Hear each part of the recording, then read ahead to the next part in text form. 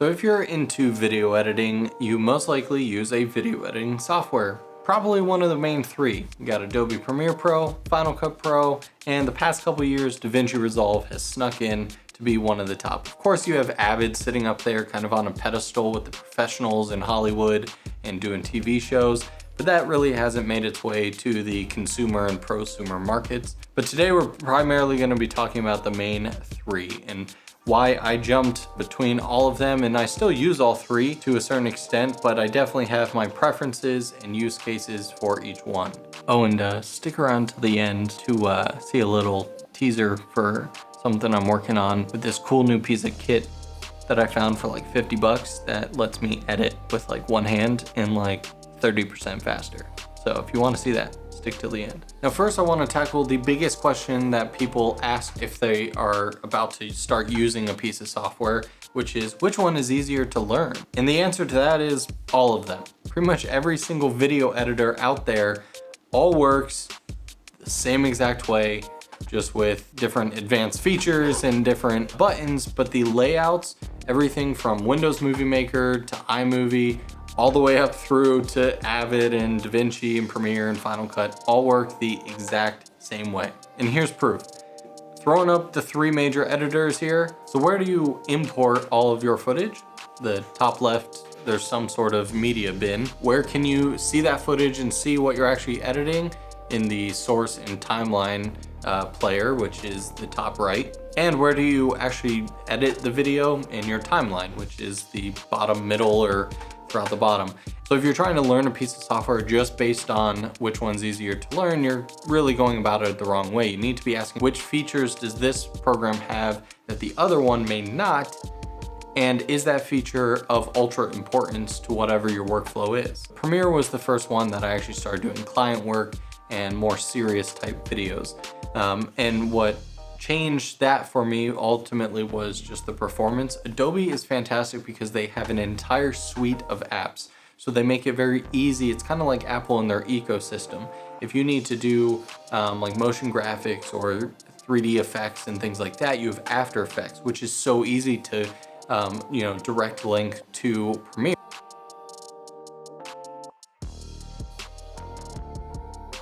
You just right click on your Premiere timeline and boom, you're in After Effects.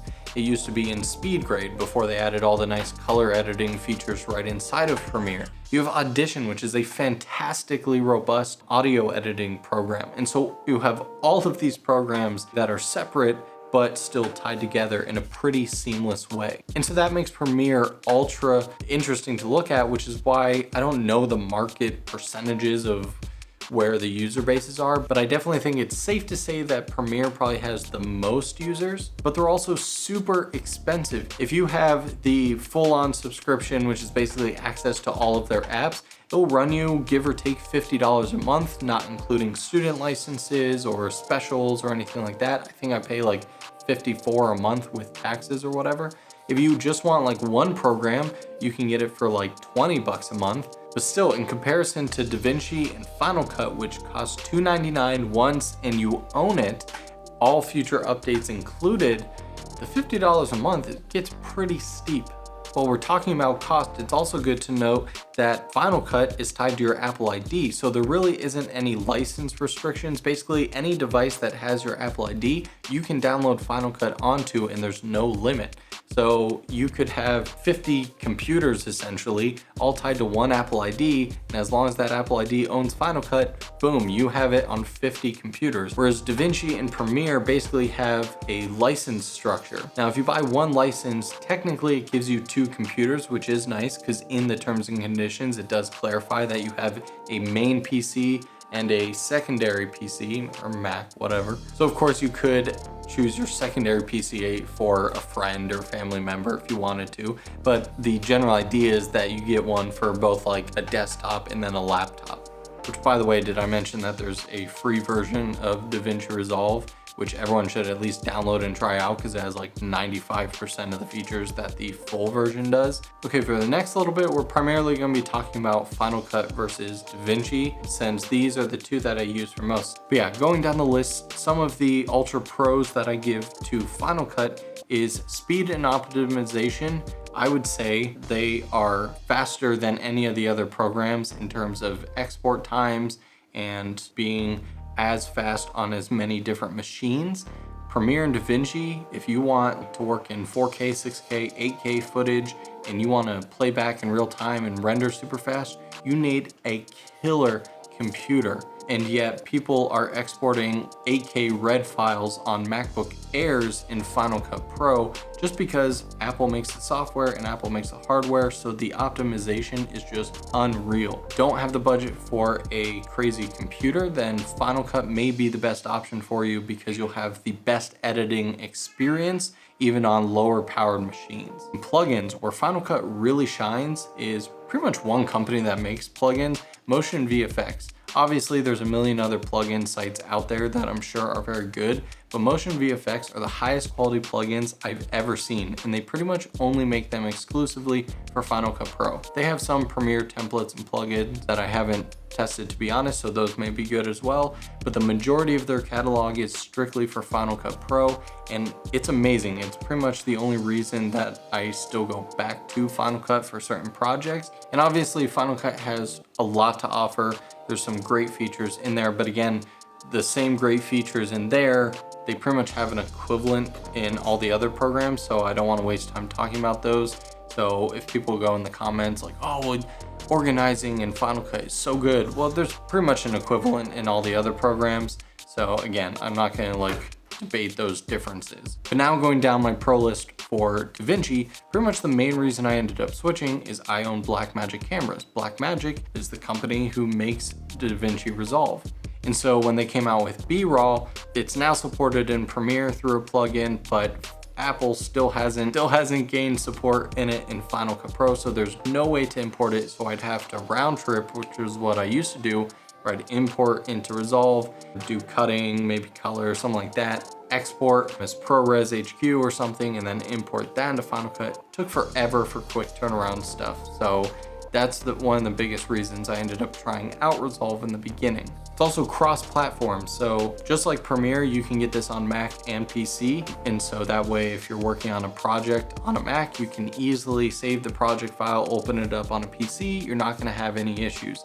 Final Cut, it's made by Apple, obviously it's only available on Macs. Multiple programs built in one. You know how earlier I mentioned that Adobe has all these great, fantastic programs like Audition, After Effects, and obviously Premiere? Well, DaVinci Resolve is basically all of those programs, but built into one. So within one program, you'll see across the bottom that you have the different sections and the different types of editing. So you have your media bin, which is where you organize everything, look at all your metadata, get all audio and video synced up. Then you have your cut page, which is kind of like the new Final Cut Snap timeline. So if you want really quick and efficient edits, then you can go to the cut page. You have your edit page, which is the full-blown editor. That's where you're stacking everything, adding all your transitions, titles, effects. And then you go into Fusion, which is kind of like the After Effects. That's where you can get crazy with 3D animation, motion graphics, basically anything you can do in After Effects. I'm not an expert at it, but I've seen enough to know that you can basically do the majority of the things.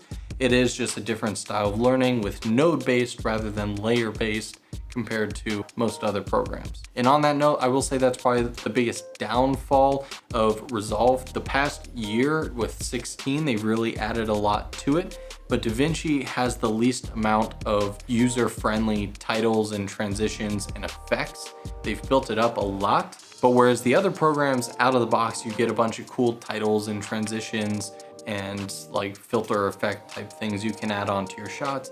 In Resolve, you basically have to build most of them from scratch. And then there are some newer companies and people starting to make plugins and transitions that are really good. Josh Haynes is one of my buddies here on YouTube who's making some amazing DaVinci Resolve stuff, so definitely go check out his channel if you haven't already. But yeah, and after Fusion, you have Fairlight, which is basically Audition. That's where you're doing all your audio work. Amazing audio tools in here in terms of making any adjustments, corrections, and just layering in all your mixes, basically sound effects, music, things like that. And then you have the deliver page, which is where you go to export everything. You can batch export, you can export in all sorts of settings, resolutions. But yeah, this is the page where you're doing all that. So while of course the other programs have export screens and they have the ability to adjust music and audio and things like that, each of these pages goes way more in depth than just your average export button or your average, hey, adjust these volume levels slider. So it's definitely worth knowing that it really is like having 4 or 5 programs built into one.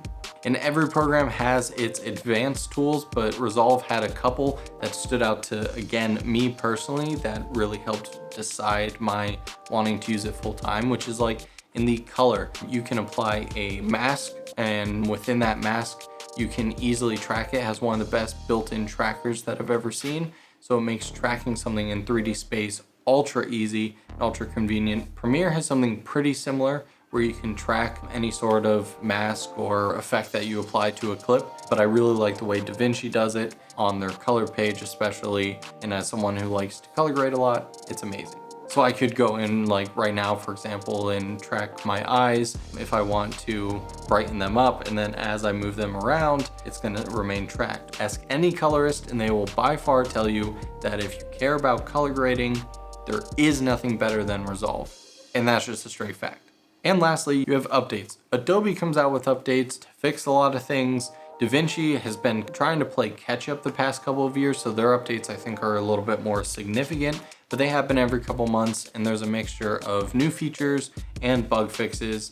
And then Premiere, I noticed, will have like their big Adobe event every year. Same way with DaVinci, but those two have a good amount of updates. Final Cut, I think we all can agree that we wish it had more updates. They have bug fixes sometimes, but in terms of new features, sometimes you can be waiting for 3 or 4 years. So I really hope that gives you guys a good insight into why I choose DaVinci as my main editor, but I still respect and still use the other tools because I'm a big fan of staying up to date on all of them because it's all about the right tool for the job. Let me know down in the comments below which editor you guys use and why you use them, and let's refrain from calling the other ones just trash because that's just not true. I really wanted to make a video and get the point across that if you have a desire to learn any of these programs, maybe you're coming from iMovie or a more basic program and you've been scared because everyone sees pictures like this where they see like a Hollywood timeline and they're like, oh my God, that's so crazy. It's the same way when I look at like 3D effect software. It's all about compartmentalizing, I hate that word, and understanding that each little box has its own thing, and most of the time you're only focusing on one of those little boxes at a time, and the rest of the boxes kind of just are sitting there waiting for you. So don't be scared to learn new software, and don't be ignorant by thinking one software is vastly better than the other. It's all about what you need in the program and what you prefer. If you want to check any of these programs out, they'll all be linked in the description below. And while you're down there, you might as well already hit that like button. And if you're not subscribed already, of course, that would help me out a lot. Thanks so much for watching, guys. See you in the next one.